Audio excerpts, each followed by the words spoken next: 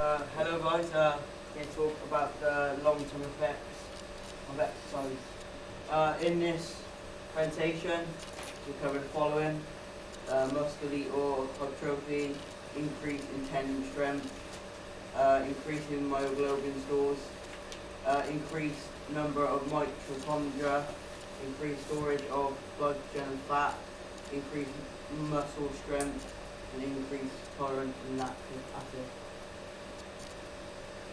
And again, this is for P3 and merit criteria.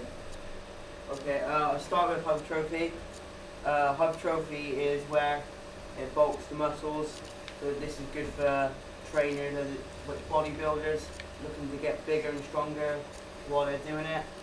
This will be used again for weightlifters to strengthen the muscles. Here I got a photo of Cristiano Ronaldo. This is probably back when he was a little bit younger, and to what he is today. As you can see, there's much of difference. He's probably used hypertrophy over the years and got bigger. So he's had probably long-term effects from that to what he is today.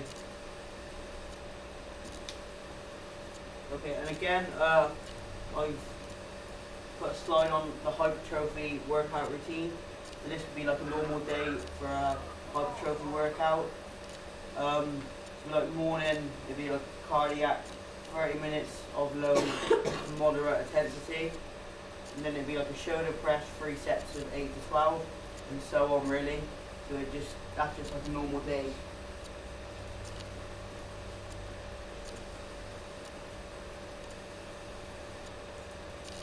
Okay, myoglobin. Myoglobin is a protein muscle in the tissue. It's also good for downhilling because it's an endurance sport, and it's good for adrenaline because you need that and then be pumping around. So on here, a lot of videos, a short clip of a downhiller to, for example, to show the increase of adrenaline. This is the danger man. This is the guy I think might.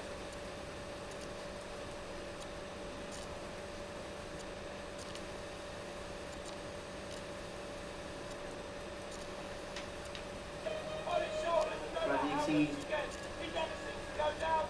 This is the most talented rider on the mountain here today.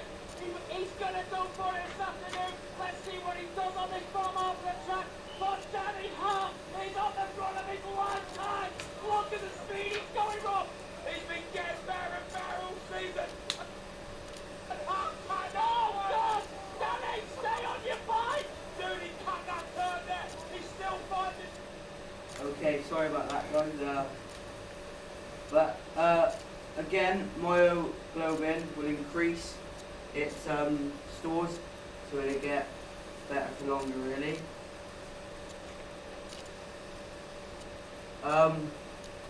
Increased number of mitochondria. Muscles increase their oxidative capacity to use oxygen with energy with regular training.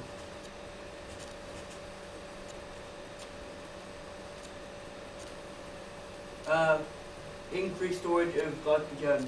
The increased storage of glycogen is the exercise we take part on, but it could come down to a poor carbohydrate diet with like bread and so on. It could have a high as well. It also could have with higher of fat oxidation.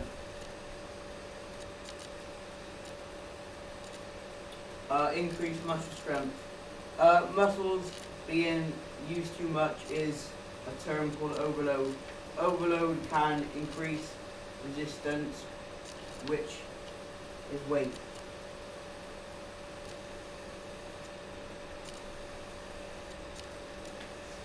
Okay, increased tolerance to lactic acid. Lactic acid anaerobic training stimulates the muscles to become better and able to tolerate lactic acid, and it clears it away more efficiently. With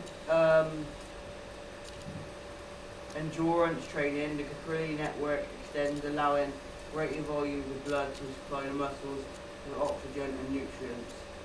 The muscles are able to use more fat as a fuel source and become more efficient using oxygen.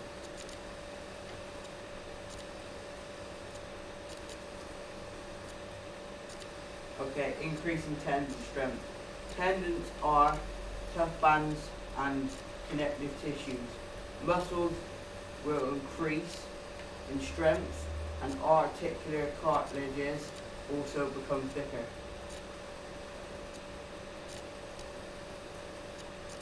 The hyaline cartilage. Hyaline cartilage becomes thicker during regular exercise. This is also the most common cartilage in the body found. Okay, I'm moving on to the skeletal system now. The increase in bone calcium. Bones will become stronger when you use them, and it supports tissue around the joints.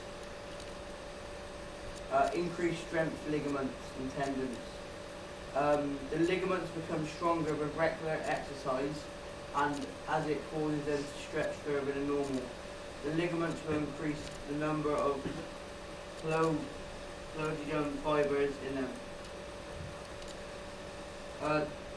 Again, I talked about the hyaline cartilage just a minute ago. And to finish off the skeletal system, I got increased production of synovial fluid. Increased production of synovial fluid is due to an increase of body temperature as we start to do exercise. Okay, moving on to the cardiovascular system. To start off with, I got cardiac hypertrophy, which is the heart increases in size and volume, and also the left ventricle will get thicker. Secondly, I got the increase in stroke volume. Increase in stroke volume will pump more blood per minute because the increase of the blood vessels. Increase in cardiac output. Cardiac output increases because of the heart rate and the stroke volume. Capillarization. Your capillary network will increase the number of capillaries. And finally,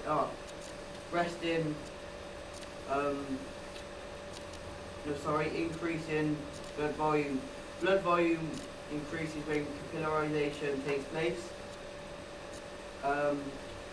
Now on to resting blood pressure. When exercise, blood pressure rises.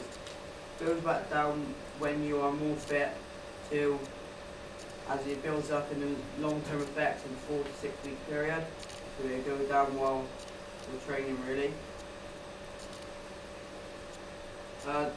Decrease recovery time. The faster your heart rate is, it would decrease to a normal the fitter you are basically. And finally, the increased aerobic fitness. This increases when you train for a 4 to 6 week period. Again, like all of them. So once you start training, they all will start to improve.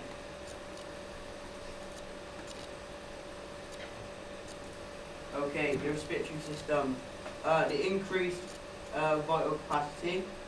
Well, the vital capacity is the maximum volume of air you expire after maximal inspiration in one breath. So you've got to think about when you take a deep breath, that's the maximum you can breathe in basically. The increased minute ventilation. Minute ventilation is minute volume, is the amount of air inspired and expired in 1 minute. It is dependent on breathing rate and total volume. The increase in oxygen diffusion rate. Increasing the number and the size of capillaries leads to a more efficient diffusion and also more O2 from capillaries to tissues. The mitochondria is APT is produced in the mitochondria using energy stored in the food. We have already found out that long-term exercise is likely to produce an increase in the size of mitochondria. Okay, on this slide I've attached a little table to show like the calories per minute and like the increase of the three systems with APT, PCR, glycolysis and oxidative. Basically, the capacity to generate power up to each of the three energy systems can vary with training. The APT, PCR, and glycolysis pathways may change by only 10 to 20% with training. The oxidative system seems to be far more trainable, although genetics play a limited role here too. VO2 max or aerobic power can be increased by as much as 50%, but this is usually in untrained sedentary individuals. Okay, I've attached another little table here. So this really goes on about, like, again, the PCR, ATP, PCR glycolysis system and the oxidative system as well. So, for example, I would go with basketball. Basketball really is a quite short burst game. You're running constantly up and down, so you need a lot of APT to keep you going. Glycolysis is kind of good for this as well. When you're maybe they've just scored in the net and you've got to like run back into position, so you're not going full speed, but you're just tracking back. And oxidative can come into this as well. You'll need to be able to breathe and keep going with it as well. Okay, and my final slide is we've done a little practical to really find out when we stop, when we feel ourselves stopping on a sprinting test. So me and my partner, we come up with our table and our sprinting, we stopped around about the same. So we both had quite high ones to start off with, and as you see they gradually get slower because our resting heart rate. Okay guys, thanks for listening.